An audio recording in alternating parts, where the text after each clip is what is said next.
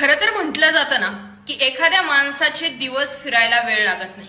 त्यामुळे जोवर आपल्या हाती सत्ता आहे, जोवर वेळ आपल्या हातात आहे, तोपर्यंत त्या वेळेचा योग्य वापर केला पाहिजे.